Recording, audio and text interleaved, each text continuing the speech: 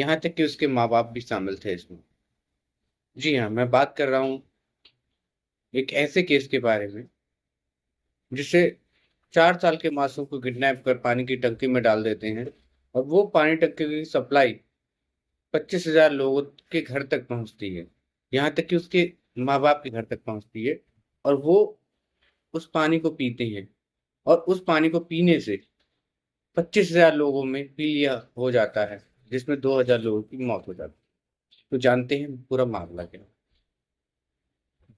ये बात है 14 जून 2014 की। इसके बाद 14 जून 2014 के बाद में दिन बीतने लगते हैं और अचानक लोगों को पीलिया होने लगता है शिमला में। शिमला वैसे तो आमतौर पर एक शांति प्रिय है।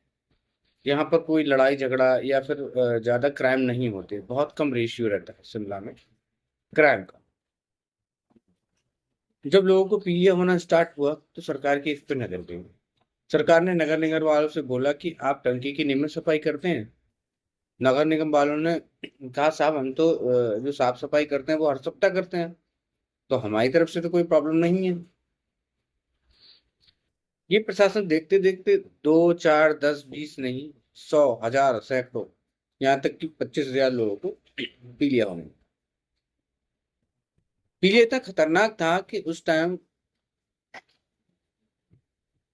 2,000 लोगों की, ये सरकारी आंकड़ा मैं आपको बता रहा हूँ, 2,000 लोगों ने दम तोड़ दिया। सरकार चौकन्नी हो गई। अब 2014 से 2016 आ गए।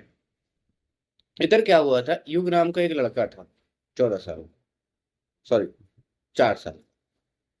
वो बराबर में खेल रहा था। अचानक वो नहीं मिलता है। नहीं मिलता है तो वो घर वाले ढूंढने की कोशिश करते हैं। जब ढूंढने की कोशिश करते हैं तो वो नहीं मिलता। नहीं मिलने के बाद में बहुत कोशिश की जाती है, नहीं मिलता। अब धीरे धीरे वक्त बीतता है और 2014 में, 14 जून 2014 को गायब हुआ था। अब 2020 16 आ चुका, तो 2 साल पूरे हो गए युग को गुम हुए। इधर एक आरोपी विक्रांत, वो एक चोरी के केस में पकड़ा जाता है। जब चोरी के केस में पकड़ा जाता है तो सीबीआई इसको पकड़ती है। सीबीआई पकड़ने के बाद में इसकी जांच करती है। वैसे तो सिंपल उसके चोरी के इल्जाम में पकड़ा गया था, लेकिन वो जब उनके मोबाइल खंगालती है विक्रांत का, तो उससे पूछती है कि उसमें वीडियो देखने के बाद उनके कान खड़े हो जाते। वो वीडियो 4 साल के बच्चे का था जो अपने पापा से गिड़गिड़ा रहा था कि पापा मुझे बचा लो, ये लोग मुझे बहुत मारते हैं, पीटते हैं, मुझे बॉक्स में बंद करके रखते हैं, और जब मैं पानी मांगता हूँ तो मुझे शराब पिलाते हैं। उन्होंने पूछा ये बच्चा कौन है। अब उनके दिमाग में ये बात कौन जाती है कि कहीं ऐसा तो नहीं है 4 साल का युग है। वो उससे पूछते हैं, पहले से वो टाल मटोली करता है, इधर घुमाता है उधर घुमाता है, नहीं नहीं मुझे तो किसी ने भेज दिया था, या अपहरण का। जब पुलिस अपने तरीके से पूछताछ करती है तब वो बताता है कि मुझे ये जो भेजी है वो तेजेंद्र पाल ने भेजी। अब पुलिस तेजेंद्र पाल को उठाती है।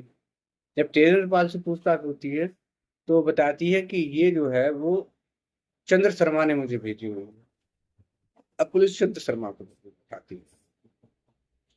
जब चंद्र शर्मा से पूछताछ होती है तो चंद्र शर्मा जो होता है वो युग के जो पड़ोस में पड़ोसी था, उसको हर चीज पता थी उन्हें, कि उनके पास कितना पैसा है, उनका मार्वल्स का बिजनेस था, और क्या क्या वो करते हैं, क्या क्या एक्टिविटी रहती है, ये उसको पूरी जानकारी थी।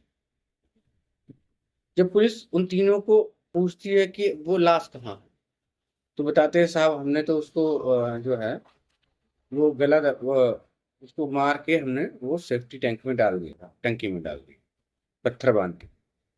जब पुलिस वहां पहुंचती है और पत- जब उसको साफ सफाई करके निकलवाया जाता है तब पता लगता है कंकाल है। उस कंकाल को फॉरेंसिक टीम को भेज दिया जाता है, उसके माँ बाप के सैंपल के साथ।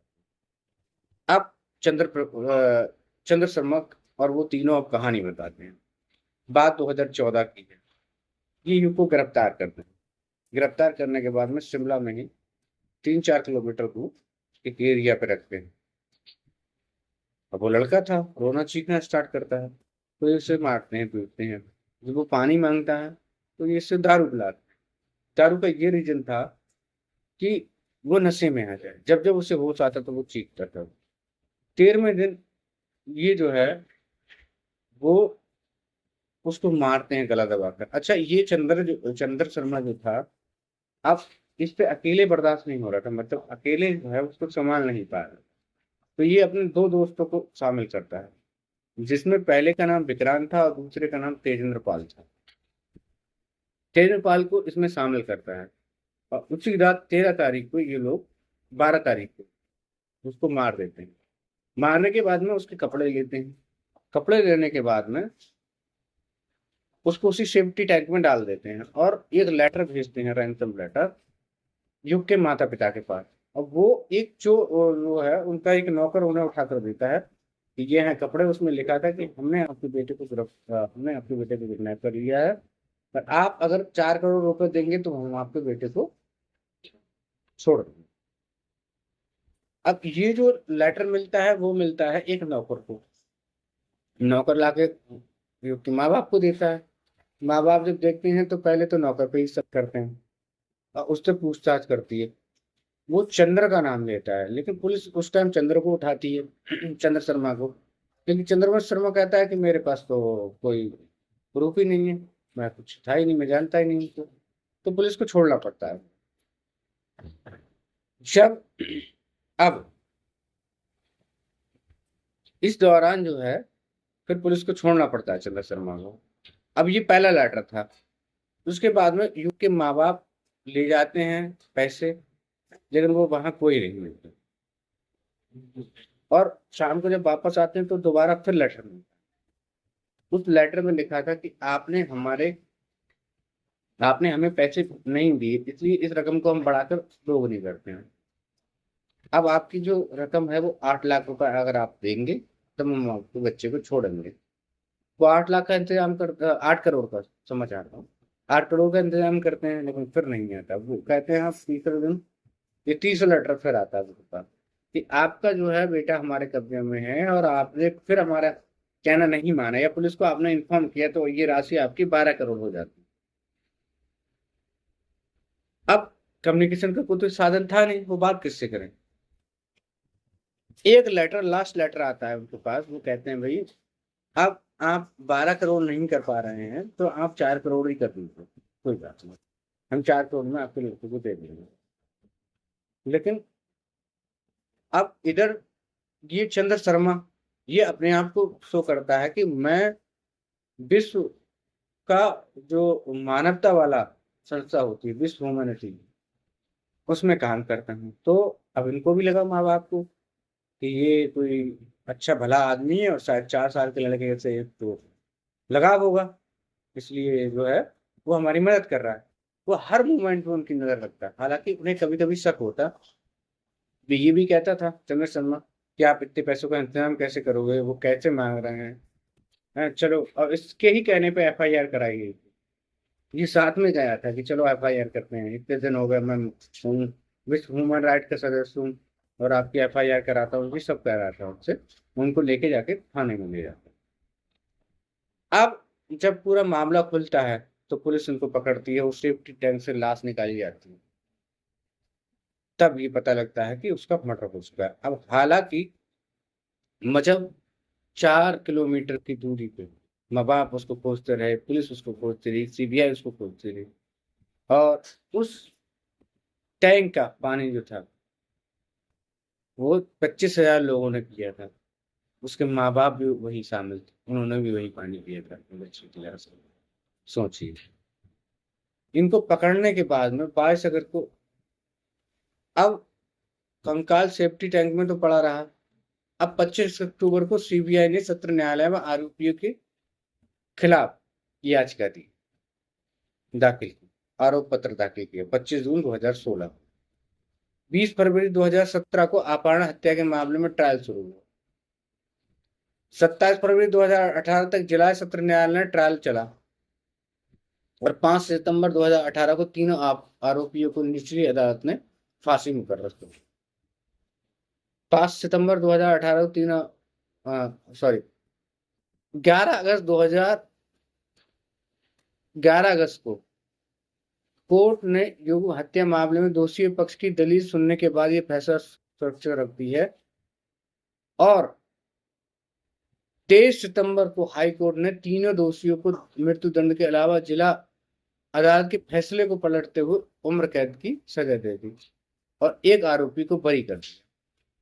अब मैं बताता हूं आपको बरी क्यों किया, किन आधारों पर बरी किया। बरी करने का सबसे पहला फैसला ये था कि चंदर था उसकी सही लोकेशन जो सेफ्टी टैंक था और जहां किडनैप किया था वहां तो थी, लेकिन सीबीआई और पुलिस उनकी एग्जैक्ट लोकेशन को नहीं बता पाई। दूसरा ये कि अदालत ने ये पक्ष रखा